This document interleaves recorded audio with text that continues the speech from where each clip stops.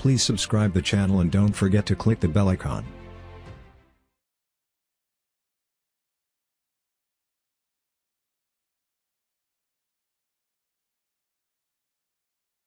Bismillahirrahmanirrahim. Welcome to Botanica. So welcome back to our class of plant physiology and ecology. We were discussing about the soil components and we have discussed the four components of the soil, and now we are heading toward the last component of the soil, which is the soil microorganism, or we can say that soil organisms, which is also called as the biological system of the soil or soil organism. Why we are calling it the biological system of the soil? Because these are the living organisms which are present in the soil. That's why we are calling it the biological system. So previously all the other components which we have discussed, they were all, we can say that they were they are not in the biological system. So how they are related to one another, like those factors, and we can say that those are the environmental factors which are present in the environment, and these are the biological organisms. How they are related to one another, what are the functions of the biological organisms in the soil, and what are the functions for other organisms as well. So this is the biological system, or which is also discussed under the headings of the soil fauna and flora. This is the third term which is also used for the biological system, and there is also another term that is the rhizosphere. Diversity in the rhizosphere. What is the rhizosphere? Rhizosphere is the area around the root. So that is another term which is also used for biological system as well. So as far as the soil organisms are concerned, so they can be classified into a soil flora and soil fauna, or in other words the plants and the animals. We can say that as far as the plants are concerned, so their bacteria are usually regarded, or cyanobacteria, they are regarded as in the plants, cyanobacteria in the algae. So there are the bacteria which are present in the soil, and most probably they are present in the roots, and they are associated with the atmospheric nitrogen fixation, and they have also some other functions as well. They are not only there for the fixation of the nitrogen, but there are also some other bacteria which are responsible for the secretion of some types of the hormones and other components which are beneficial for the growth of the plants.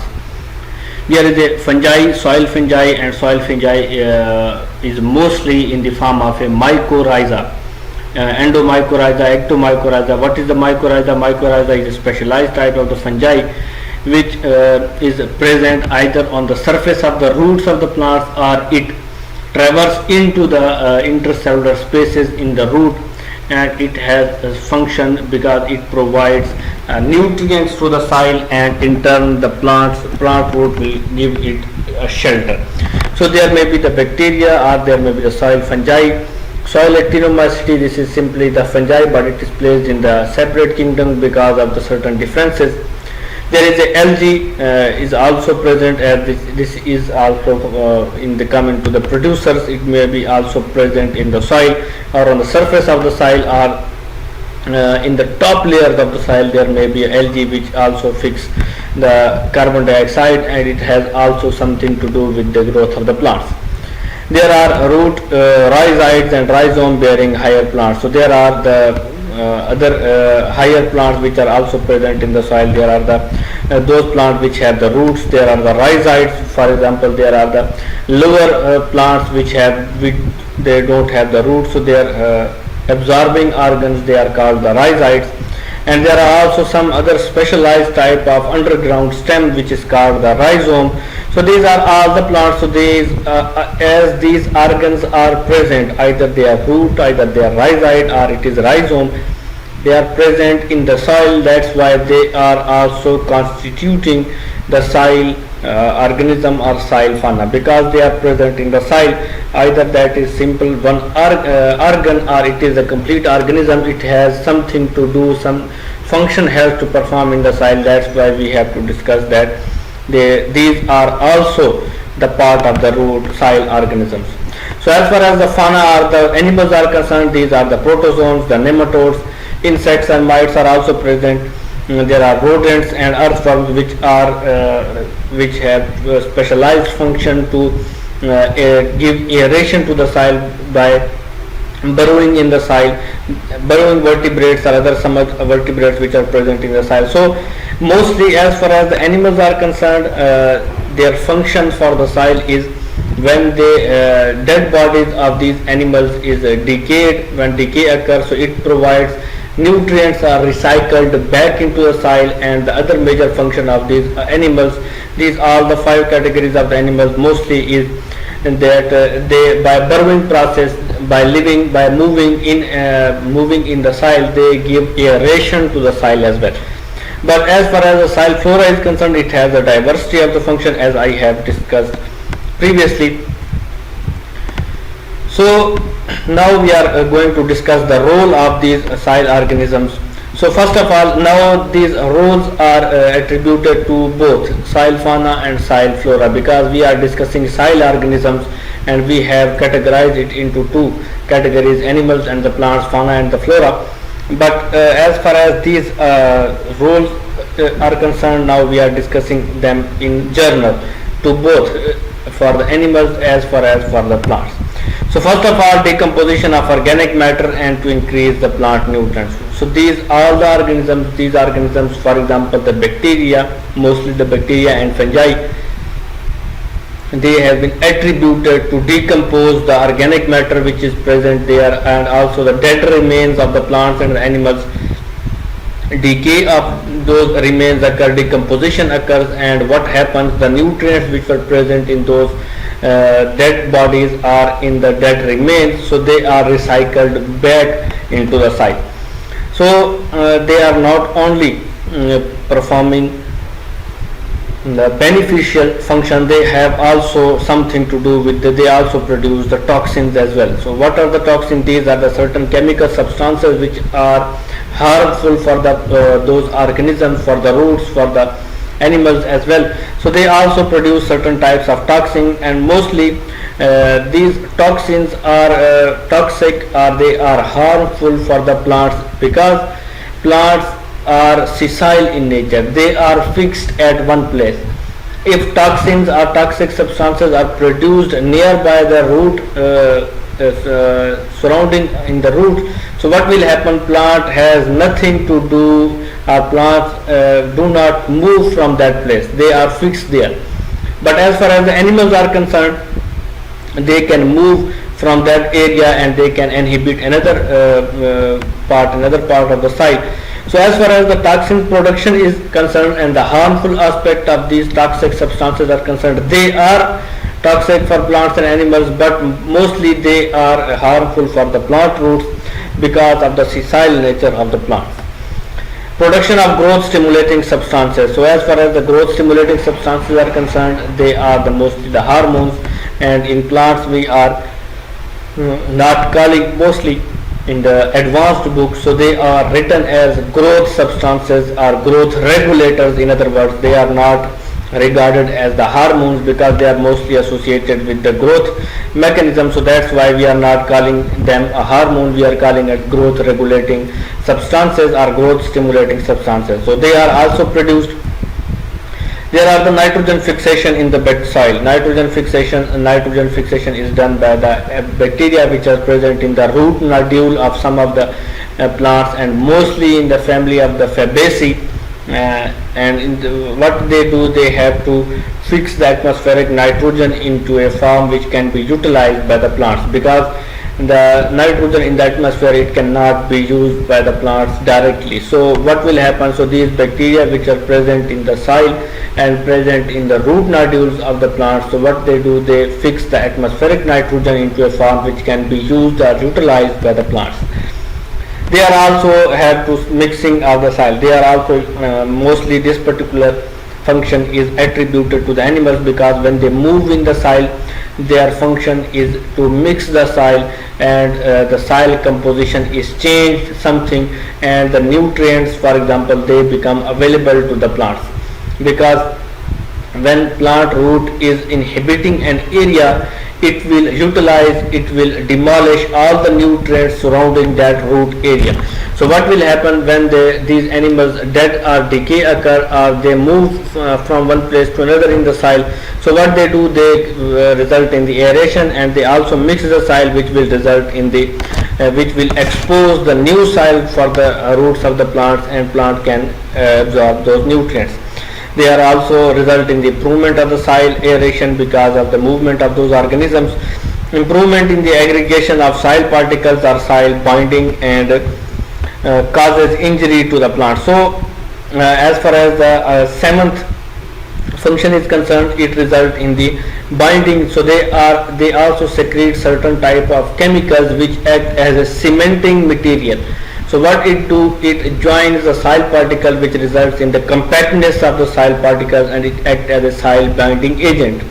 And also they also secrete certain types of chemicals which result in the injury to the plant. So as far as these roles are concerned, these are not all the beneficial roles. It is quite understandable that everything which is present in the soil, it is not only beneficial for the plant, it has some harmful aspect as well, and those harmful aspects are mostly with respect to the organism which we are discussing. For example, if we are discussing harmful aspects for the plants, if we are discussing harmful aspects for the animals or for the bacteria, there are also some harmful aspects as well. So there is a production of toxins. So mostly the second and the eighth function is harmful for the plants. So here we have this is the soil food web. So what will happen? So as you can see here, there are some mammals as well which are present. They are the predatory nematodes, fungi and bacteria eating nematodes. They are also present. Root eating nematodes. There are the plant root which is inhibiting also the soil. There are the fungi which is present here, the earthworms, the bacteria. So this is the diversity of the organism which is present beneath the soil. And above the surface of the soil, these animals not only to perform function within the soil, below the surface of the soil, but they also part of the food web above the soil, because these mammals are also linked with the food web above the soil, as like these birds and mammals which are present on the upper surface of the soil. So these are the green plants which are also associated, their roots are fixed here in the soil, and they are these fungi. For example, you can see here the arrows are in the both direction. For example, they are beneficial for the plants, they give something to the plants and they get something from the plants. So this is the reversible process, this is the mutualism. They are benefiting to one another, and they are also affecting, they are also part of the other food web. So as far as this particular food web is concerned, there we have discussed and we have seen that the diversity, mostly we are concerned with the diversity of the animals and the plant which is present below the surface of the soil. So first of all, we have the decomposition of the organic matter. So a number of soil microbes decomposes dead remains of the plants and animals, and complex organic compounds are converted to simpler forms. For example, when there is a dead body or dead remains of plants and animals, so what they do, there are many organisms or soil microorganisms, what they do, they act upon it, and when what they convert those complex organic compounds on those dead organic remains, and they convert into simpler forms which can be absorbed by the other organism. Proteins are converted to, for example, we can say that the proteins are the macromolecules, and proteins are made up of amino acids. So amino acids are the building blocks of the protein. So when these dead remains are there, or dead bodies are there, and when these organisms act or they convert those proteins into a simpler compound, and that simpler compound is the amino acid. There are also some ammonium compounds and nitrates and nitrites. So when proteins are acted by these organisms, so these proteins are converted to simpler compounds, simpler forms. So now these proteins as a macromolecule is converted into a small components, the amino acid, or it may be converted into ammonium compound. There may be nitrates or nitrites as well. So when plants cannot directly obtain or absorb these macromolecules in this particular form. For example, protein cannot be directly absorbed by the plant. So what the plant do? They either absorb in the form of amino acid, ammonium compound, nitrates, or it may be in the form of nitrites. So advantage of decomposition of dead organic matter, so helps in the feeding and growth process of these microorganisms.